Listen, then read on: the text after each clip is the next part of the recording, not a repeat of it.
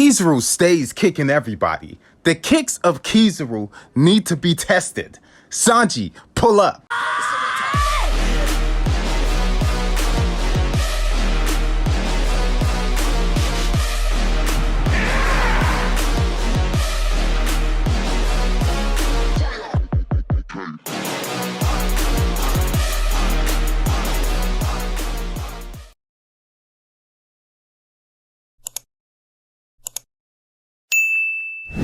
What up, y'all? Back again with another video. We got that One Piece chapter 1092 review.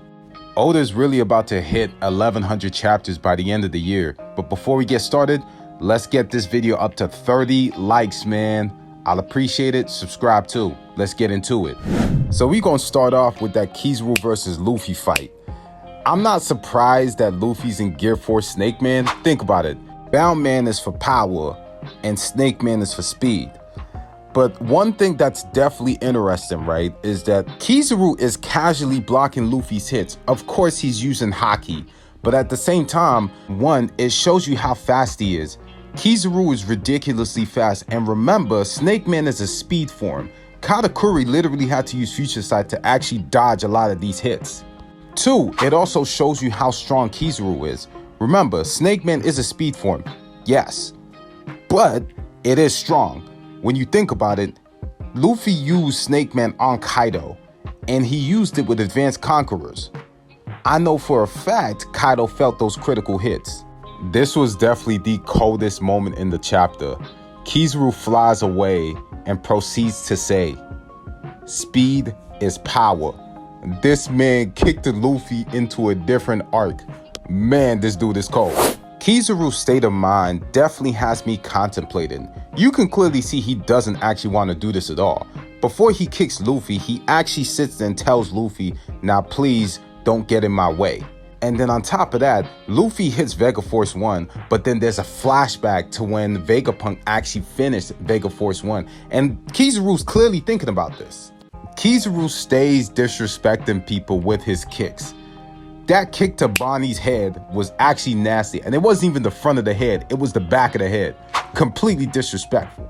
The interesting part is that I feel like Kizuru is actually going through like a internal moral dilemma, in the sense that he has orders to follow, but at the same time he doesn't want to hurt old friends. For example, look at the conversation between Bonnie and Kizuru. They definitely have history. He definitely knew her when she was younger. He even talks about her growing taller and her growing up fast.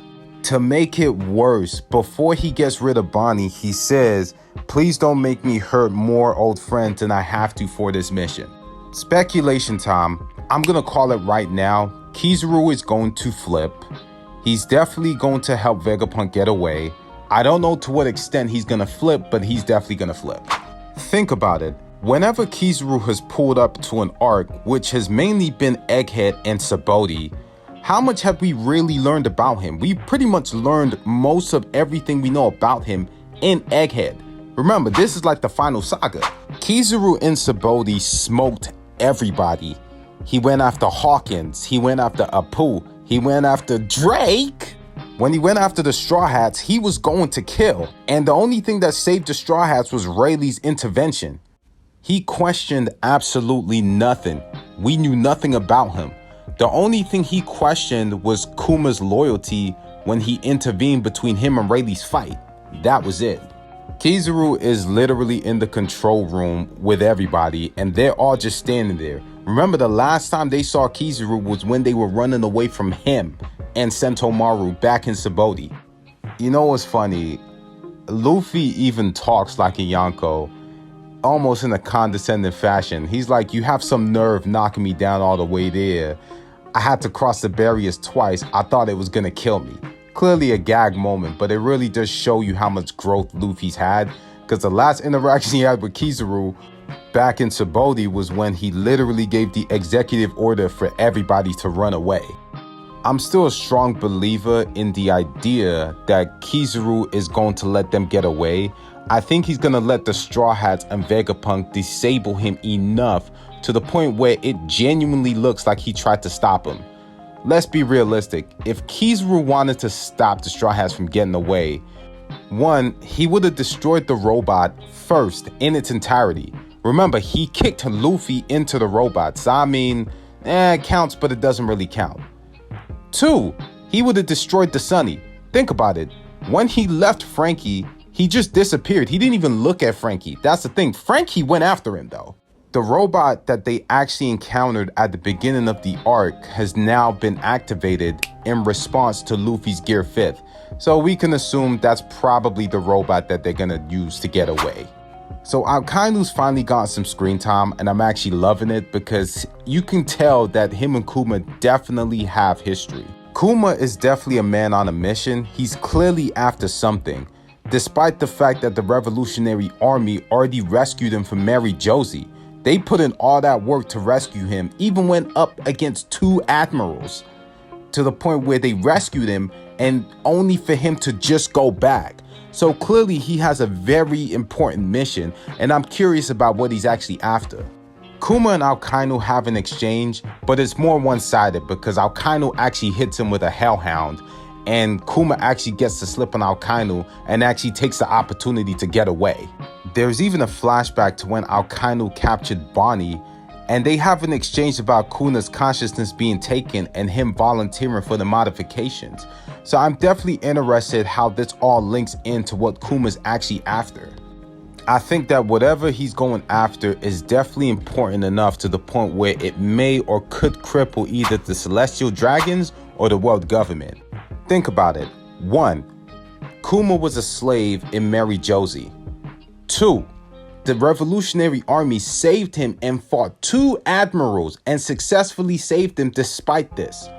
3. Despite being saved, he went back to Mary Josie to complete his mission. 4. He's even exchanged with Aokainu to the point where now he's even escaped Aokainu, clearly trying to fulfill his mission. Even Aokainu is curious about what he's going after. Vegapunk definitely pre-programmed these orders inside of Kuma to at least fulfill this mission in the event that Kuma lost his consciousness, but I'm definitely curious about what it actually is. Turns out that the Revolutionary Army, in addition to fighting the admirals and rescuing Kuma, they actually took the majority of the food supply in Mary Josie. But I mean, with the way these Celestial Dragons been eating anyway, y'all can skip a meal or 2. That's pretty much all I got on this chapter, but I'm not gonna lie, this chapter is just so fire. This is definitely one of the more fire arcs that Oda has actually taken the time to write. Between all the revelations, the mysteries, and all the backstories that's been shown between characters that we don't really see that often, I'm actually enjoying it to such a great extent, and man, I'm excited to see how this whole arc actually wraps up. But yo, that's all for me. Yo, like, comment, subscribe, and man, I'll holler at y'all later, man. Peace.